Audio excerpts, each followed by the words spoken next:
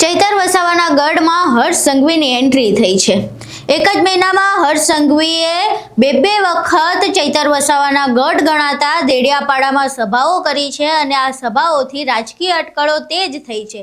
એવું કહેવામાં આવી રહ્યું છે કે શું હર્ષ સંઘવીની એન્ટ્રીથી ચૈતર વસાવાને દેડિયાપાડામાં કોઈ તકલીફ પડશે કે કેમ, શું ચૈતર વસાવાની જે બેઠક છે ત્યાં તેને નુકસાન થઈ શકે છે કે કેમ, અને એવું તો શું થયું છે કે હર્ષ સંઘવીએ ગાંધીનગર સુરત મૂકીને દેડિયાપાડામાં દોટ મૂકવી પડી રહી છે।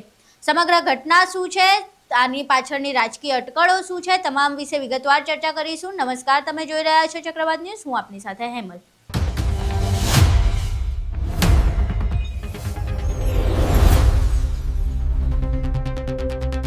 દેડિયાપાડા બેઠક એ ચૈતર વસાવાનો ગઢ ગણાય છે। એવામાં જે નાયબ મુખ્યમંત્રી હર્ષ સંઘવી છે એ એક જ મહિનામાં બે વખત ત્યાં સભા કરી ચૂક્યા છે।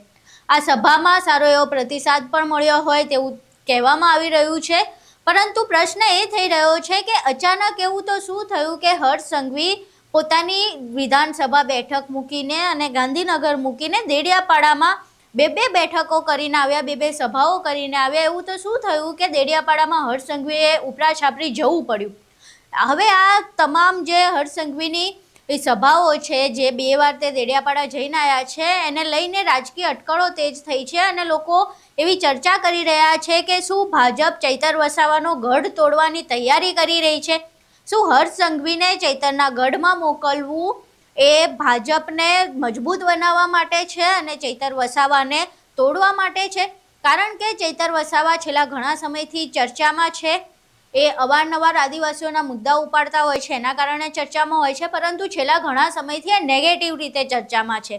પહેલા તેમના પર પોલીસ કેસ થયા હતા, જે ગ્લાસ મારવાની વાત હતી તેને લઈને અટેમ્પ્ટ ટુ મર્ડર જેવા જે ચાર્જીસ હતા, હત્યાના પ્રયાસ જેવા ચાર્જીસમાં તેમને જેલ થઈ હતી। બાદમાં તેમને જામીન મળી અને જામીન પર એ શરત મૂકવામાં આવી હતી કે ચૈતર વસાવા દેડિયાપાડામાં પગ નહીં મૂકે। એવામાં હર્ષ સંઘવી ત્યાં એન્ટ્રી કરી રહ્યા છે।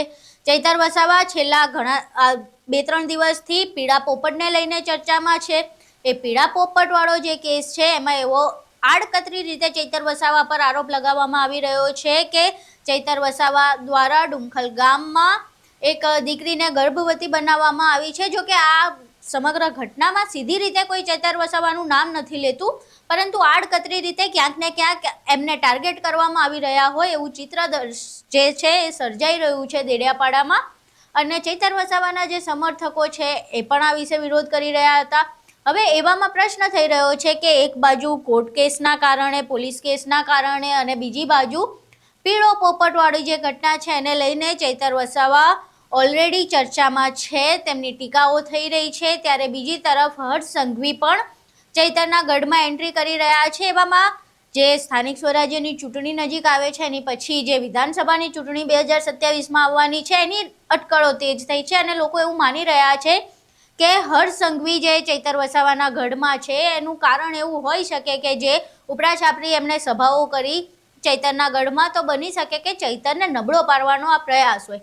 પરંતુ હવે પ્રશ્ન એ થઈ રહ્યો છે કે શું હર્ષ સંઘવીની એન્ટ્રીથી ચૈતર વસાવાના ગઢમાં ગાબડું પડશે કે કેમ?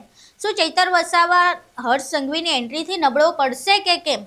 તો આ સમગ્ર જે સમીકરણ છે એમાં એવી ચર્ચા થઈ રહી છે કે આદિવાસી સમાજમાં જે પ્રમાણેનું ચૈતર વસાવાનું નેતૃત્વ છે એ પ્રમાણે હર્ષ સંઘવીને આવવાથી કોઈ જાજો ફરક ના પડી શકે।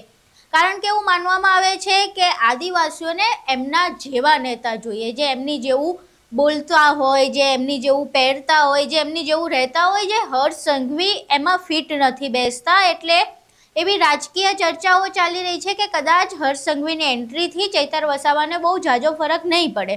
તો પછી હર્ષ સંઘવીને અહીં દેડિયાપાડામાં એન્ટ્રી કેમ કરવી પડી? એની પાછળનું કારણ છે કે ચૈતર વસાવા આદિવાસી વિસ્તારોમાં મજબૂત ચહેરો બની રહ્યા છે। ચૈતર વસાવા પોતાની વિધાનસભા બેઠકમાં તો મજબૂત છે જ, પરંતુ જે વિધાનસભા બેઠકો આદિવાસીઓની છે, તમામ બેઠકો પર આદિવાસીઓની તેમની પ્રત્યે સહાનુભૂતિ વધતી હોય તેવું લાગી રહ્યું છે। એના કારણે બની શકે કે ચૈતર વસાવાની જે પ્રસિદ્ધિ છે તેને અટકાવવા માટે ભાજપે અત્યારથી તૈયારીઓ શરૂ કરી દીધી હોય અને તેમના ગઢમાં જ ગાબડું પાડવા માટેની આ પૂર્વ તૈયારી હોઈ શકે। બીજી તરફ હર્ષ સંઘવીનું ત્યાં જવું એ પણ એક મોટો અને મહત્વનો મુદ્દો છે, કારણ કે 2-5 બેઠકો બાદ કરતાં જેટલી પણ આદિવાસી જે બેઠકો છે, અનામત બેઠકો, એ ભાજપના ખાતામાં ઓલરેડી છે. પરંતુ ચૈતર વસાવા જે પ્રમાણે મજબૂત થશે તો એની મજબૂતીની અસર જે બેઠકોમાં ઓલરેડી ભાજપ જીતી રહ્યું છે તેની પર ક્યાંક પડી શકે છે. એટલે એવું પણ બની શકે કે ચૈતર વસાવાને જો અહીંયાથી જ રોકવામાં આવે તો વિધાનસભામાં કદાચ ચૈતરની બેઠક ચૈતરને ભલે મળે, પરંતુ જે આમ આદમી પાર્ટી અન્ય જગ્યાએ મજબૂત ના થાય અને ત્યાં ચૈતરના કારણે ભાજપને નુકસાન ના થાય, એટલે પણ આ સભાઓનું આયોજન થતું હોય એવું બની શકે. પરંતુ હાલ તો આ બધી એક ચર્ચાઓ છે, જે ચર્ચાઓ ચાલી રહી છે, રાજકીય ગલિયારાઓમાં જે વાત થઈ રહી છે એ તો એ પ્રમાણેની જ થઈ રહી છે કે બની શકે કે હર્ષ સંઘવીની એન્ટ્રી ચૈતરને નબળો પાડવા માટે હોય અને જે ભાજપ છે તેને ત્યાં મજબૂત બનાવવાનો પ્રયાસ કરવામાં આવી રહ્યો હોય. પરંતુ 2027માં વિધાનસભાની ચૂંટણી છે, જેને હજુ ઘણો વાર છે. એ દરમિયાન જોવાનું રહેશે કે શું હર્ષ સંઘવીની આ સભાઓ અને આ બેઠકોથી દેડિયાપાડામાં ચૈતર વસાવાને કોઈ ફરક પડે છે કે કેમ.